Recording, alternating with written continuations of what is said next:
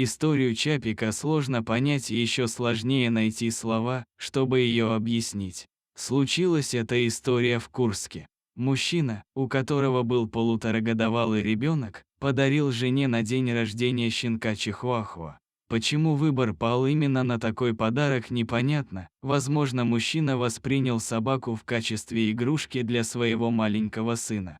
Через время мужчина понял, что, хотя собачка и похожа на игрушку, но она требует внимания, заботы, времени. Да еще и вложения денег в виде специального корма и поездок к ветеринару. Такая ситуация мужчину начала очень раздражать, и свою злость он начал вымещать на животном. Чапику очень тяжело жилось в этом доме, ведь он чувствовал, что ему здесь не рады. Собака целыми днями сидела в углу и боялась ступить лишний шаг, чтобы не вызвать злость хозяина, но это не помогало. Едва Чапик попадался мужчине на глаза, он тут уже находил, за что его наказать. Песик жил в постоянном страхе и с ощущением, что он в этой семье лишний. Даже по фото видно, что собака чувствует себя ненужной и нелюбимой.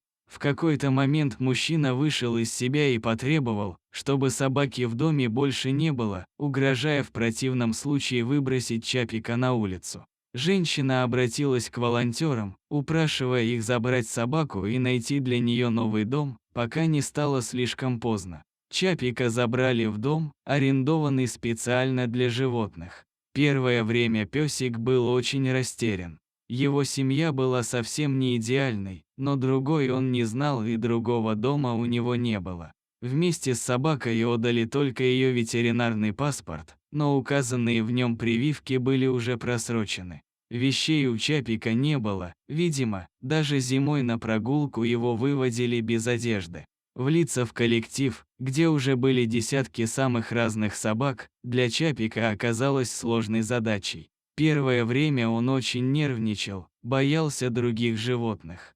Постоянно ждал проблем и даже метил стены. Остальные собаки словно поняли, что Чапику нужно время и старались лишний раз его не трогать, поэтому постепенно он привык к окружающей обстановке. Чапик оказался ласковым и добрым животным, он очень любит играть с людьми, сидеть на ручках.